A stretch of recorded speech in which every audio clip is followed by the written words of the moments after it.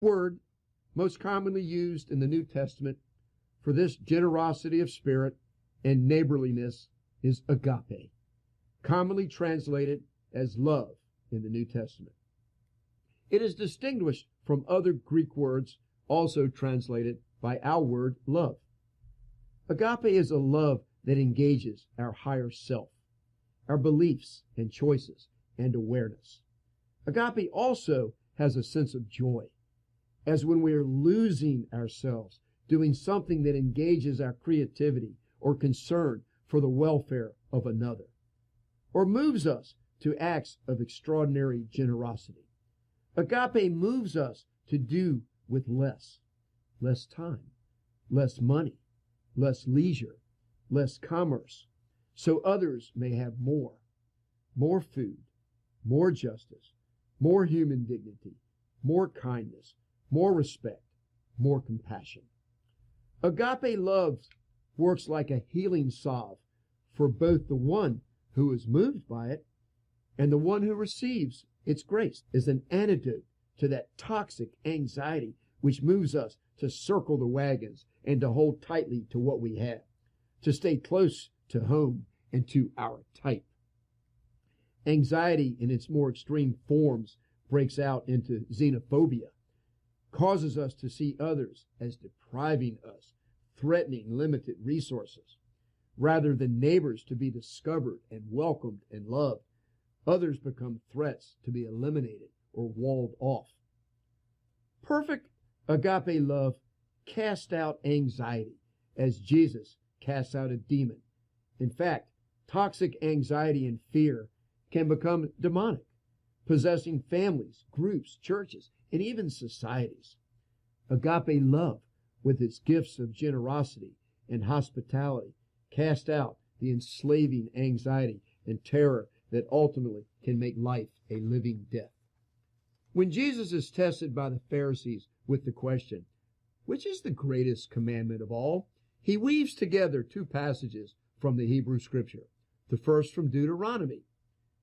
Hear, O Israel, the Lord our God, the Lord is one. You shall love the Lord your God with all your heart and with all your soul and with all your mind. The second from Leviticus. You shall love thy neighbor as yourself. Everything, all the law and all the prophets hang on these two commandments. In weaving these two ideas together, love of God with love of neighbor as one force field of agape love, and in making this love the hook on which everything hangs, Jesus sets in motion a great revolution that changed the world. Agape love that Wynne so beautifully describes is the key to the work of Right Thinking Foundation and its national online support network. The first 30 days following release from incarceration is the most critical time for a returning citizen in determining whether or not he or she will make a successful reentry back into society. Right Thinking Foundation is building a network of caring, volunteer advocates to work with returning citizens, helping them build their own local support networks. Special emphasis is being placed on returning citizens with children. Please consider becoming a Right Thinking Foundation volunteer advocate. Together, we can make a difference in the lives of returning citizens and help future generations to live a life that does not lead them into incarceration, but instead helps each of them to become a productive, pro-social, contributing, valuable member of society. Quote, love must be sincere. Hate what is evil. Cling to what is good. Be devoted to one another in brotherly love. Honor one another above yourselves. End quote. Romans 12, 9 through 10. Thank you for letting me share that with you. I'm just believing that we're going to make a difference here. We're going to get to those families.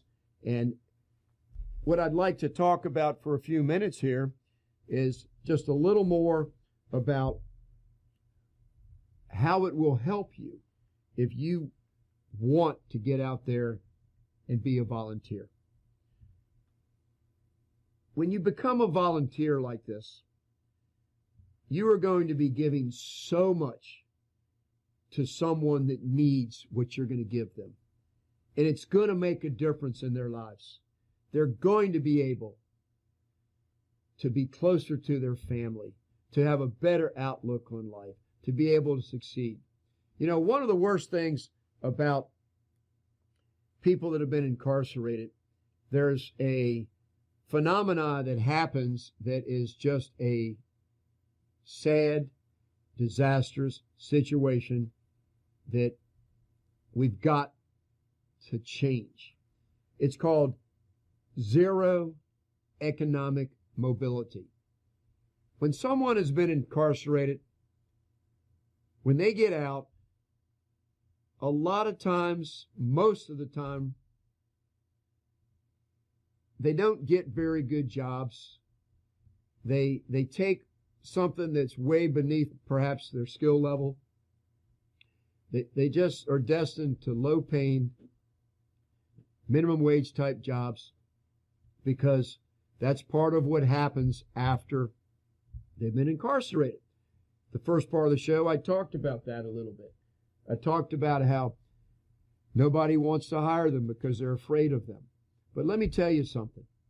I firmly believe so strongly that nothing is impossible. And just like Donna said on the show she was on in December called Encouragement, if you want to change your environment.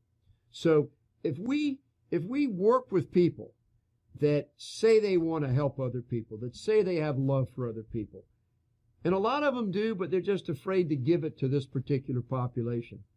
This is a population that is so underserved because of all of the reasons. But it's not just about keeping them separated from society and hoping that they never do anything bad again. Lock them up, throw away the key.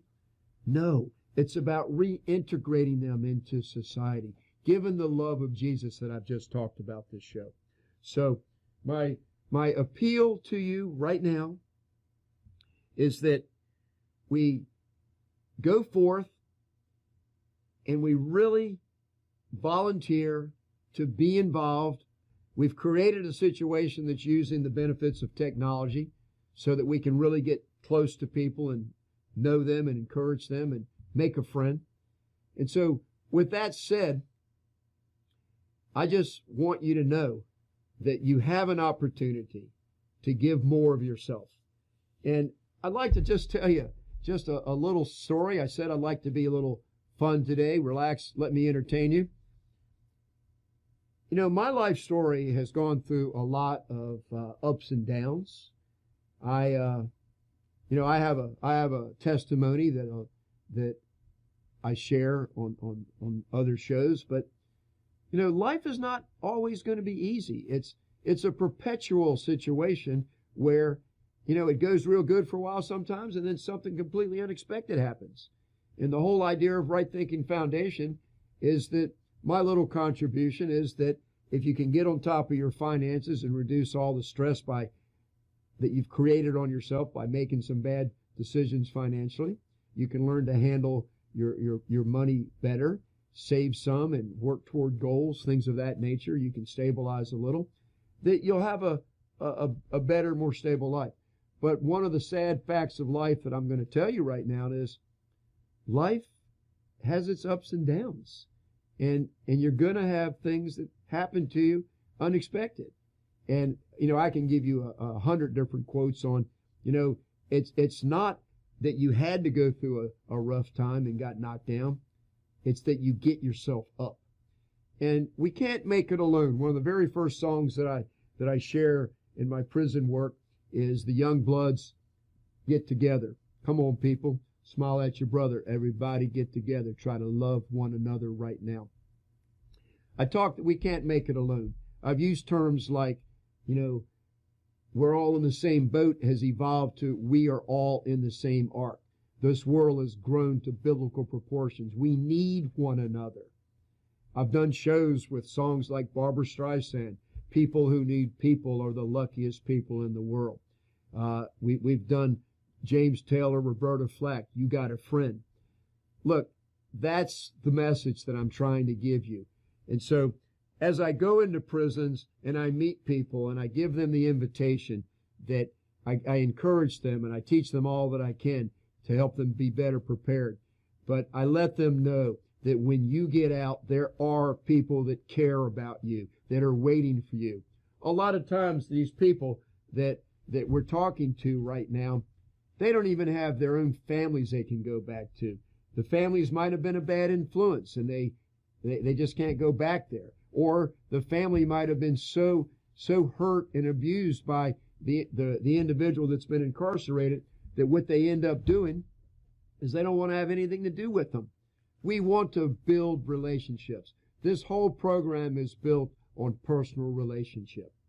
And I believe so strongly that with all that this country is trying to do to deal with our prison problem, the recidivism problem, it's not succeeding very well in fixing this problem.